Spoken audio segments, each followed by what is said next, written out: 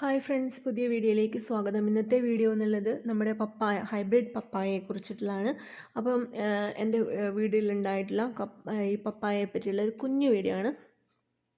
അപ്പോൾ പപ്പായ പലർക്കും വെച്ച് പിടിച്ചിട്ട് പിടിക്കുന്നില്ല, അത് പോയി പോകുന്നുണ്ട് പെട്ടെന്ന് എന്നുള്ളൊരു പറയുന്നുണ്ട്. അപ്പോൾ ഇത് ഏറ്റവും നല്ലത് നാടൻ തൈയല്ല, ഹൈബ്രിഡ് തൈകൾ അല്ലെങ്കിൽ ബഡ് തൈകളാണ്. അപ്പോൾ ഈ തൈകളുടെ പ്രത്യേകത എന്ന് പറഞ്ഞാൽ ഇത് മറ്റുള്ളതിനേക്കാളും കുറേ കാലം, ഒരു 3-4 വർഷങ്ങളോളം നല്ല രീതിയിൽ കായ്ച്ചുണ്ടാവും. കണ്ടില്ലേ, ഇതിൻ്റെ ഒക്കെ നിറച്ചും കായ ഉണ്ടാവുന്നതാണ്. ഇതിൻ്റെ അകത്ത് നമുക്ക് 2-3 പറിച്ചിട്ടുണ്ട്, എന്നാലും ആ സമയത്ത് വീഡിയോ എടുത്തിട്ടുണ്ടായിരുന്നില്ല. അപ്പോൾ ഇത് ഉണ്ടായിരുന്നതിന് മുമ്പ് ഇതുപോലുള്ള ബഡ് തൈകൾ കൊണ്ടുവന്ന് നട്ടു. പിന്നെ അത് കുറേ വർഷങ്ങൾ കഴിഞ്ഞ് തനിയെ പോയി.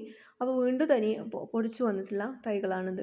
എന്നിട്ട് തന്നെ അതിനകത്ത് നിറയെ ഉണ്ടാകുന്നുണ്ട്. അതിനുണ്ടാകുന്ന ആദ്യം ഒരു ചെറിയ തൈ ആയിരിക്കുന്ന സമയത്ത് ചെറുങ്ങനെ വെള്ളമൊഴിക്കണം. അധികം വെള്ളമായി പോയാൽ ഇതിൻ്റെ അടിഭാഗം ചീഞ്ഞ് പോയിട്ട് പോകും. തീരെ വെള്ളമില്ലാഞ്ഞാലും ഇത് നശിച്ചു പോകും. അപ്പോൾ ചെറുങ്ങനെ അല്ലെങ്കിലും ഏതെങ്കിലും ചെറിയ ചെറിയ സമയത്ത് വെള്ളമൊഴിച്ച് കൊടുക്കുക എന്നുള്ളതാണ്. പിന്നെ ചെറിയ വളപ്രയോഗങ്ങളും മാത്രം മതി.